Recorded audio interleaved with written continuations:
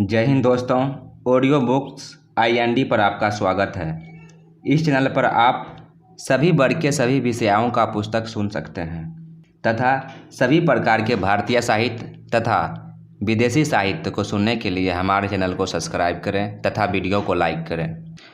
हम अभी NCERT कक्षा 8 के भूगोल हमारी दुनिया के वन एवं वन्य जीव संसाधन को पढ़ने जा रहे हैं और इस पुस्तक का आगे का अध्याय तथा पीछे का अध्याय का लिंक डिस्क्रिप्शन में दिया गया है।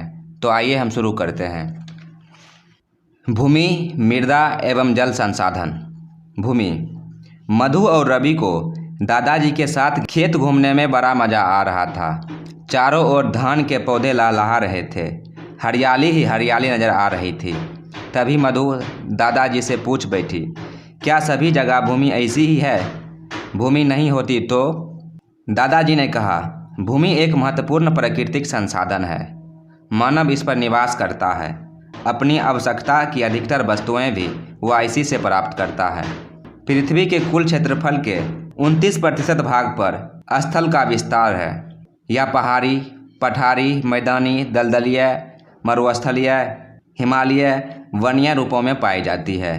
मधु ने टोकते हुए कहा, दादाजी तब तो भूमि के विविध रूप देखने को मिलते हैं। दादाजी ने कहा, हाँ, भूमि के ये विविध रूप मानव बसाव को एक समान रूप में आकर्षित नहीं कर पाते हैं। चूँकि मैदानी भाग में जीवन जीना आसान है, सभी सुविधाएं आसानी से उपलब्ध होती है, अतएव मैदानी क्षेत्र में सघन जनसंख्या पाई जाती है। भूमि का उपयोग। दादाजी ने पूछा, मधु तुम बताओ तो भूमि के क्या क्या उपयोग हैं?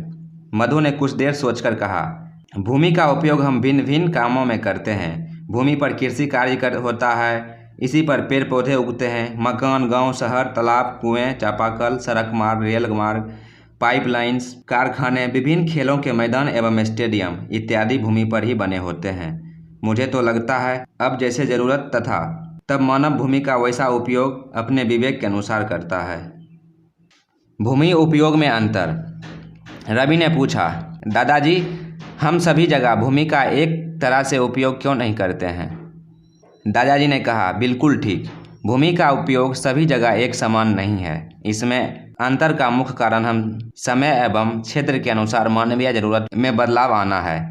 इसी कारण कभी वन क्षेत्र को साफ कर आदिवासी क्षेत्र निवास करने योग्य या कृषि क्षेत्र के रूप में विकसित किया जाता है, तो कभी कृषि क्षेत्र के आदिवासी क्षेत्र के रूप में विकसित किया जाता है। कृषि योग्य भूमि पर कारखाने भी लगाए जाते हैं। कभी कभी आदिवासी क्षेत्र की जगह पर सड़क या रेल मार्ग भी विकसित किए जाते हैं। रवि ने पूछा, दादाजी क्या एक समान भूमि होने के बावजूद भी एक प्रदेश से दूसरे प्रदेश में भूमि के उपयोग में अंतर पाया जाता है?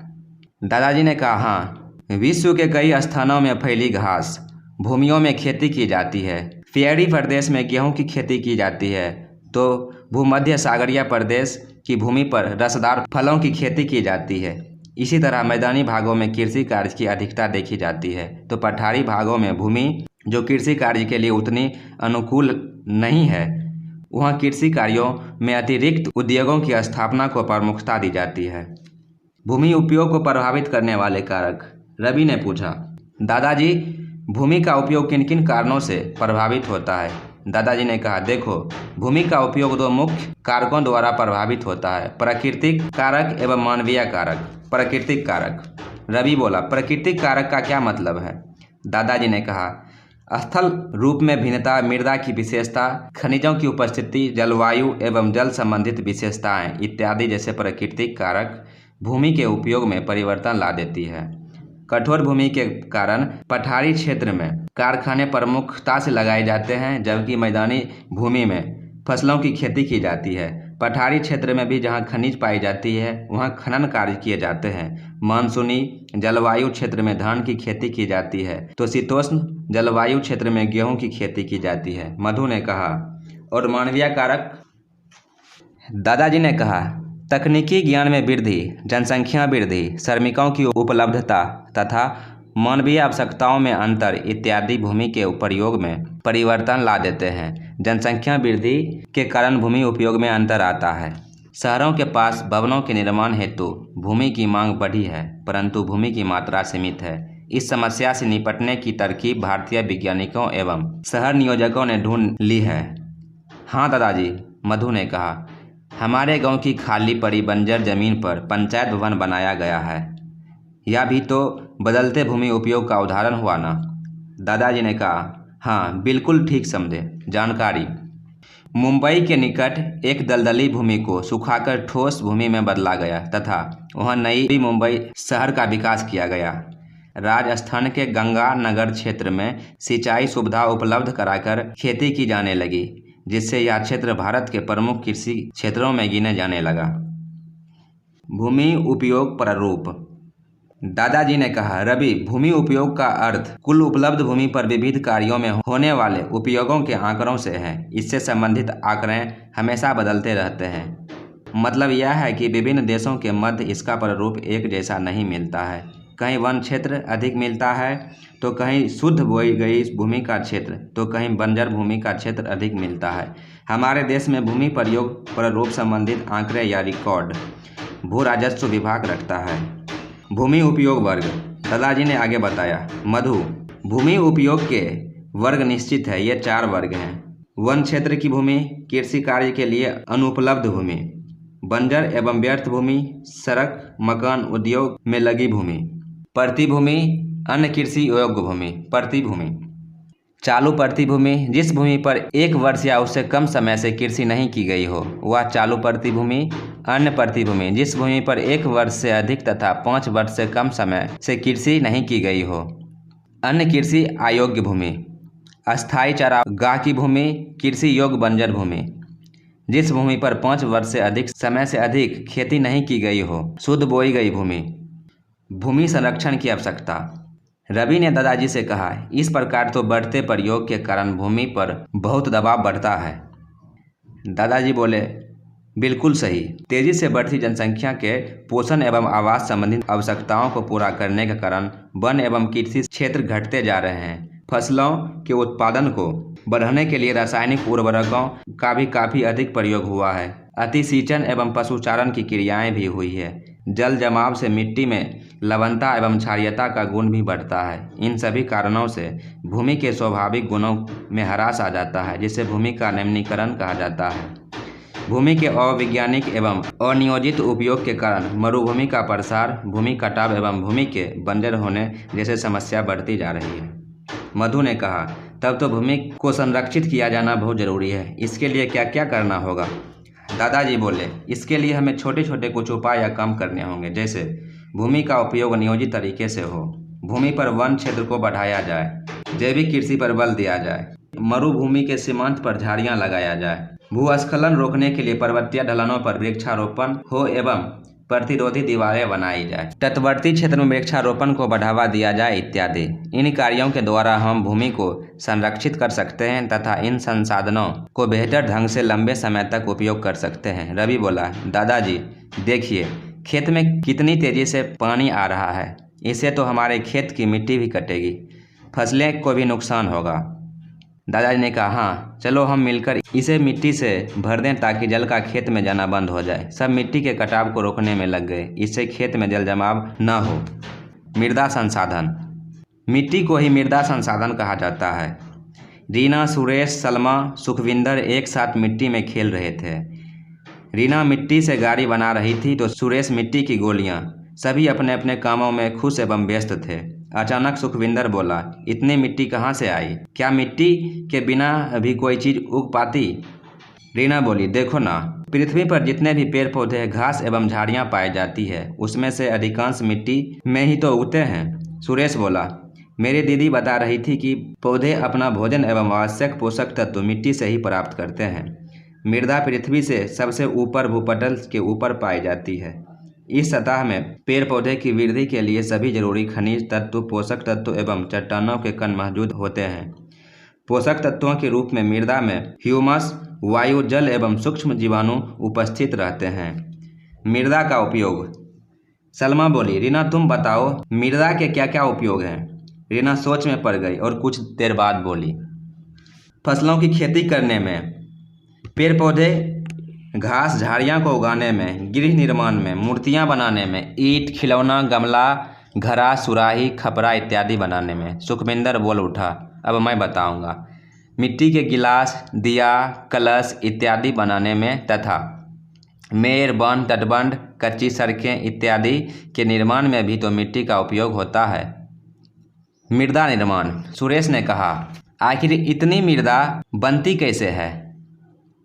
सलमा बोली, किसी स्थान की मृदा के निर्माण में वहाँ उपस्थित मौलिक चट्टान, क्षेत्र की जलवायु, वनस्पति, सूक्ष्म जीवाणु, क्षेत्र की ऊंचाई, ढाल तथा समय का योगदान होता है।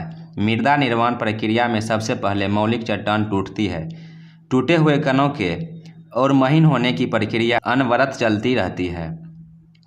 लाखों वर्षों बाद वह चट्टान टुकड़ा भौतिक, रासायनिक एवं जैविक ऋतुक्षरण से महीन कणों में बदल जाता है, जो मृदा कहलाता है। सामान्यतः 1 सेंटीमीटर मोटी सतह वाली मृदा के निर्माण में सैकड़ों हजारों वर्ष लग जाते हैं। रीना बोली, बाप रे, मिट्टी बनाने में इतनी लंबी प्रक्रिया है। मैं तो सोचती थी कि मिट्टी अपने आप ही बन जाते हैं। जैविक एवं रासायनिक ऋतुक्षरण, पेड़ पौधे, जीव जंतु, मानवीय क्रियाओं तथा जल की प्रतिक्रिया से चट्टानों का टूटना एवं गलना रासायनिक ऋतुक्षरण कहलाता है। भौतिक ऋतुक्षरण, तापमान में उतार चढ़ाव, तुषार क्रिया तथा चट्टान परतों के फैलने, सिकुड़ने से चट्टान का टूटना भौतिक ऋतुक्षरण कहलाता है। मिट्टी के विभिन्न स्तर, ह्यूमस फर्स्ट, बालू एवं पंख सेकेंड, ऋतुक्षरित कण थर्ड, ऋतुक्षरित कण फोर्थ, मौलिक चट्टान। सुखविंदर ने कहा, मृदा निर्माण की प्रक्रिया काफ़ी लंबी अवधि में पूरी होती है। इस दौरान मृदा के 3 स्तर हो जाते हैं। इन्हें ऊपर से नीचे की ओर क्रमशः अ तथा ब स्तर एवं स्व स्तर कहा जाता है। ऊपरी स्तर अ में ह्यूमस की अधिकता होती है, ब स्तर में बालू एवं पंख की प्रधानता होती है, स्व स्तर में ऋतुक्षरण से प्राप्त चट्टान कण मिला करते हैं, जबकि सबसे निचले स्तर में मूल चट्टान होती है। इसे स्तर 2 भी कहा जाता है। मृदा के प्रकार, मीरा ने पूछा, क्या सभी जगह की मिट्टी एक ही प्रकार की होती है? सलमा ने कहा, मैं बताती हूँ। मृदा निर्माण के कारकों में स्थलीय भिन्नता के कारण सभी जगह एक तरह की मृदा नहीं पाई जाती है। मृदा वर्गीकरण के आधार, उर्वरता, इस आधार पर मृदा को उर्वरता एवं अनुवर्ता बंजर 2 भागों में बांटा जाता है। उर्वरता मृदा उपजाऊ होती है, जबकि अनुवर मृदा में उपजाऊपन कम होता है। नदी घाटी क्षेत्र की मृदा उर्वर तथा पहाड़ी एवं मरुस्थलीय क्षेत्र की मृदा अनुवर होती है। गठन या संरचना, इस आधार पर मृदा को बलुआई मृदा, चिकना मृदा एवं दोमट मृदा में बांटा जाता है। बलुआई मृदा में बालू और कले दोनों होता है, परंतु इसमें बालू का अंश अधिक होता है। चिकनी मृदा में कले की अधिकता होती है, जबकि दोमट मृदा में बालू और कले का मिश्रण लगभग समान अनुपात में होता है। रंग के आधार पर, इस आधार पर मिट्टी को लाल मृदा, काली मृदा, भूरी मृदा, बादामी मृदा में बांटा जाता है। मृदा के प्रकार, उर्वरता के आधार पर, गठन या संरचना के आधार पर, रंग के आधार पर। उर्वरता के आधार पर उर्वर, अनुवर, अनुवर को बंजर मृदा भी कहते हैं। गठन या संरचना के आधार पर बलुआई, चिकनी, दोमट, बादामी। रंग के आधार पर लाल, काली, भूरी। भारत में मृदा, सुखविंदर ने कहा, हमारा देश भारत तो बहुत विशाल है, फिर तो सभी मृदा यहाँ पाई जाती होगी। सुरेश ने कहा, भारत में जलोढ़ मृदा, काली मृदा, लाल मृदा, पीली मृदा, लेटेराइट मृदा, मरुस्थलीय मृदा एवं पर्वतीय मृदा पाई जाती है। जलोढ़ मृदा देश की सभी नदी घाटी में पाई जाती है। उत्तर भारत का विशाल मैदान पूर्णतः जलोढ़ निर्मित है। नवीन जलोढ़ को खादल एवं पुराने जलोढ़ को बांगर कहा जाता है। जलोढ़ मृदा चावल, गेहूं, मक्का, गन्ना एवं दलहन फसलों के उत्पादन के लिए प्रयुक्त है। काली मृदा एल्युमिनियम एवं लोह यौगिक की उपस्थिति के कारण काली होती है। यह मृदा कपास की खेती के लिए सर्वाधिक उपयुक्त है। महाराष्ट्र, गुजरात, कर्नाटक, आंध्र प्रदेश तथा तमिलनाडु राज्य में यह मृदा अधिक पाई जाती है। लाल एवं पीली मृदा प्रायद्वीपीय पठार के पूर्वी एवं दक्षिणी हिस्से में पाई जाती है। लोहे के अंश के कारण इस मृदा का रंग लाल होता है। जल में मिलने के बाद यह मृदा पीली रंग की हो जाती है। ज्वार, बाजरा, मक्का, मूंगफली तंबाकू और फलों के उत्पादन के लिए उपयुक्त यह मृदा उड़ीसा, झारखंड एवं मेघालय में पाया जाता है। लेटेराइट मृदा का निर्माण निक्षालन की प्रक्रिया से होता है। यह मृदा केरल, कर्नाटक, तमिलनाडु राज्यों में मिलती है।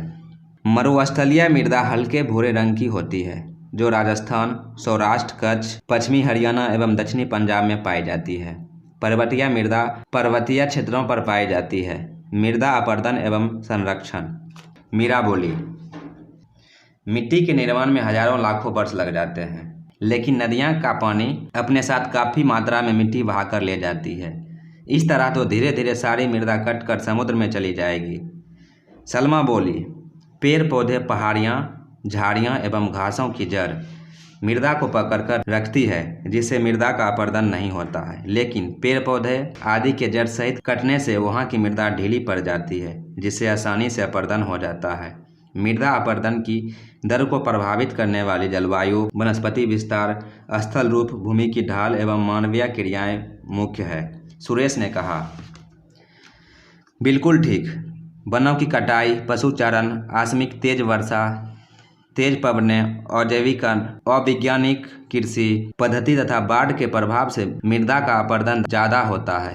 तेज पवनों या पानी के बहाव से मैदानी या चौरस क्षेत्र में सतही अपरदन होता है, जबकि उबड़ खाबड़ क्षेत्र में क्षुद्र नालिका या अवनालिका अपरदन होता है।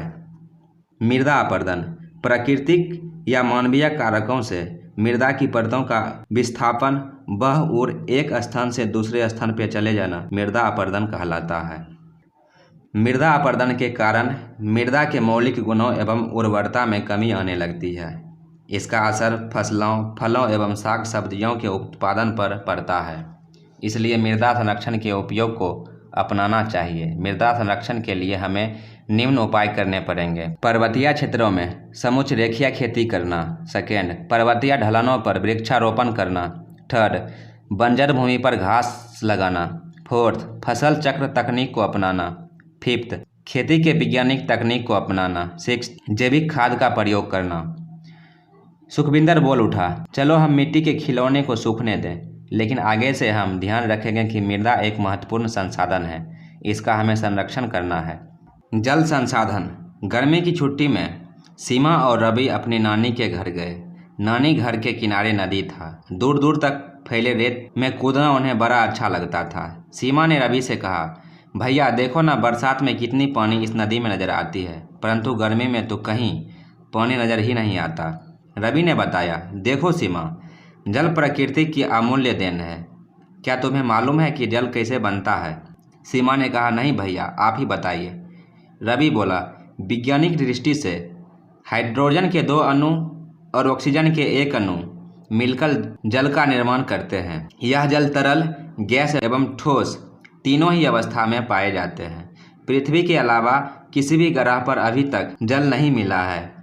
इस जल का पृथ्वी पर सबसे बड़ा भंडार महासागर में है। इसमें प्रशांत महासागर 49.9%, अटलांटिक महासागर 25.7%, हिंद महासागर 20.5% तथा अटलांटिक महासागर 3.9% शामिल है। इन महासागरों का पानी नमकीन या खारा होता है, जो सामान्य उपयोग के लायक नहीं है।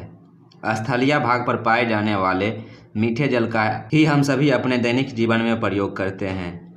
ये जल नदी, झील, तालाब एवं भूमिगत हिस्से में होते हैं। जल का प्रयोग। रवि ने सीमा से पूछा, सीमा बताओ तो जल के क्या क्या उपयोग हैं? सीमा बोली, हम पानी का उपयोग पीने के लिए करते हैं, कपड़ा धोने के लिए, शौच निपटाने, भोजन बनाने एवं बागवानी तथा खेती के कार्यों में करते हैं। इसके अतिरिक्त विभिन्न व्यावसायिक प्रतिष्ठानों तथा निर्माण कार्य में भी पानी का उपयोग होता है। रवि ने कहा, इसके अलावा व्यावसायिक दृष्टि से कुछ ऐसे भी उद्योग हैं जो जल पर ही निर्भर हैं, जैसे रसायन उद्योग एवं बोतल बंद मिनरल वाटर उद्योग। आग बुझाने के लिए भी जल का उपयोग किया जाता है। इसके अतिरिक्त महासागरीय जल का उपयोग जल चक्र से संबंधित है। समुद्र मार्ग के द्वारा अंतर्राष्ट्रीय व्यापार भी होता है। जल चक्र, यह एक ऐसा चक्र है जिसमें महासागरों का जल वाष्पीकृत होकर वायुमंडल में जाता है, वहाँ बादल का निर्माण कर यह वर्षा जल के रूप में धरती पर आ जाती है। यह जल बहकर पुनः महासागरों में चला जाता है और फिर से वाष्प कण और बादल निर्माण तथा वर्षा की क्रिया होती रहती है। जल का वितरण। सीमा ने कहा, पृथ्वी पर क्या सभी जगह बराबर जल है? रवि बोला, नहीं, यह बात नहीं है। पृथ्वी पर उपलब्ध जल के कुल आयतन का 97% हिस्सा महासागरों में पाया जाता है। 2% जल बर्फ के चादरों के रूप में पाया जाता है। मात्र 1% जल नदियों, झीलों, तालाबों एवं भूमियों के नीचे हैं, जो हमारे पीने के काम आता है। पृथ्वी पर जल की अधिकता के कारण ही इसे जलीय ग्रह कहा जाता है। इस पृथ्वी के उत्तरी गोलार्ध में स्थल तथा दक्षिणी गोलार्ध में जल की अधिकता है। भारत में जल संसाधन का वितरण काफी असमान है। भारत में विश्व की लगभग 16% जनसंख्या निवास करती है, जिसके लिए विश्व का लगभग 4% स्वच्छ जल ही उपलब्ध है। हमारे देश में नदियां का जाल है। इसमें ब्रह्मपुत्र नदी का वार्षिक जल प्रवाह सर्वाधिक है। जल का वितरण।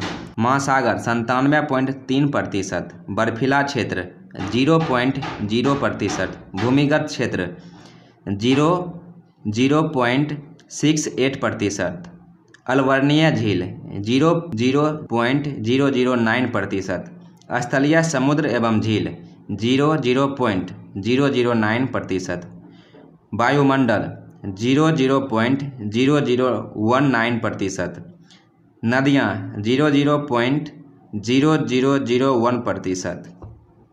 जल संकट। सीमा बोली, भैया, लेकिन मैं तो देखती हूँ कि लोगों को पीने के लिए दूर दूर से जल ढोकर लाना पड़ता है। क्या जल की कमी है? रवि ने कहा, हाँ, लेकिन जल एक नवीकरणीय संसाधन है। इसका नवीनीकरण जल चक्र द्वारा स्वतः प्राकृतिक में होता है। पृथ्वी पर जल का विशाल भंडार होते हुए भी पीने लायक जल मात्र 1% से कम है। इसका वितरण तो असमान ही है। जल प्रदूषण भी तेजी से हो रहा है। भूगर्भीय जल स्तर भी कम होता जा रहा है, इसलिए जल धीरे धीरे दुर्लभ होता जा रहा है। विश्व जनसंख्या की वृद्धि दर से पानी की जरूरत में दुगुनी वृद्धि आई है। विशेषज्ञों का अनुमान है कि भविष्य में विश्व के अधिकांश देश जलाभाव से ग्रसित हो जाएंगे। जल की कमी के कारण। जल की कमी के कारण। सीमा ने पूछा, भैया, आखिर जल की कमी का कारण क्या सिर्फ जनसंख्या का बढ़ना ही है? रवि बोला, नहीं, यह तो सिर्फ एक कारण है। इसके अतिरिक्त जल का अति दोहन, जल का दुरुपयोग, जल का असमान वितरण, जल का प्रदूषण होना, शहर में बहुमंजिल इमारतें तथा अंधाधुंध निर्माण इत्यादि भी इसके प्रमुख कारण हैं। कई शहर में आवश्यकता से अधिक जल प्रबंध उपलब्ध है, परंतु वे प्रदूषित हैं। इसी तरह कई शहर महासागरों के किनारे अवस्थित हैं, परंतु वहां जल का उपयोग नहीं किया जाता है। इसलिए जल की कमी या जल संकट पूरे विश्व में व्याप्त है। सीमा बोली, भैया, जल प्रदूषण का क्या मतलब है? इसके क्या कारण हैं? रवि ने बताया, जल के स्वाभाविक या प्राकृतिक गुणों में अंतर आना या जल में अवांछित पदार्थों का मिल जाना जो जीवन के लिए हानिकारक होता है, जल प्रदूषण कहलाता है। जल प्रदूषण के निम्न स्रोत हैं: घरेलू कूड़ा करकट, औद्योगिक अपशिष्ट पदार्थ, नगरीय क्षेत्रों का प्रदूषण जल, नगरीय क्षेत्रों का दूषित जल, परिवहन एवं यातायात दुर्घटनाएं। इस प्रदूषित जल को पीने से कई प्रकार की बीमारियां होती है, जैसे उल्टी आना, किडनी का खराब हो जाना, पेट दर्द, सिर दर्द, डायरिया, छाती दर्द, हड्डी का विकृति, वजन घटना, दिमागी विकृति इत्यादि। सीमा बीच में बोल पड़ी, भैया, अब तो हमें पानी पीने में बहुत सावधानी रखनी चाहिए। रवि बोला, हाँ, हमें उपयोग करने से पहले देख लेना चाहिए कि जल कहाँ से लाया गया है एवं कैसा है। सीमा बोली, भैया, अगर स्वच्छ पेयजल की इतनी कमी है तब तो हमें इसे बर्बाद नहीं करना चाहिए, इसे बचाकर रखना चाहिए। रवि बोला, हाँ, हमें अपना जीवन बचाने के लिए जल को प्रदूषित होने से बचाने के साथ साथ इसकी बर्बादी को भी रोकने हेतु प्रयत्न करना चाहिए। इसके लिए हमें कुछ तकनीक अपनाने की ज़रूरत है, जैसे वर्षा जल संग्रह की तकनीक, छत पर वर्षा जल संग्रह करना, जल का समुचित उपयोग करना, जल को प्रदूषित होने से बचाना, जल के पुनः चक्रण तकनीक को अपनाना, सिंचाई के लिए आधुनिक तकनीकों को अपनाना, जल संरक्षण की महत्ता को बताना, प्राचीन जल संचय की तकनीकों को अपनाना।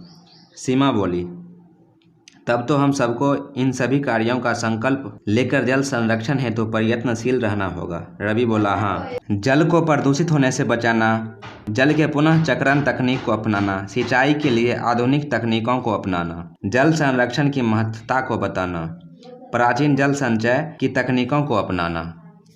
सीमा बोली, तब तो हम सबको इन सभी कार्यों का संकल्प लेकर जल संरक्षण हेतु प्रयत्नशील रहना होगा। रवि बोला, हाँ। ऐसा कर ही हम अपना जीवन बचा सकते हैं, नहीं तो अगर हम अपनी आदतें नहीं सुधार पाएं तो समझो अपना तथा अपनी अगली पीढ़ी का जीवन खतरे में डाल रहे हैं। सीमा बोली, भैया मैं तो खुद ऐसा करूंगी तथा दूसरों को भी ऐसा करने के लिए कहूंगी। रवि बोला, बहुत अच्छा, लेकिन चलो अब हम बालू पर दौड़ लगाएं। सीमा बोली, भैया चलो। दोनों बालू पर दौड़ने में मशगूल हो गए। सभी चैप्टर का लिंक डिस्क्रिप्शन में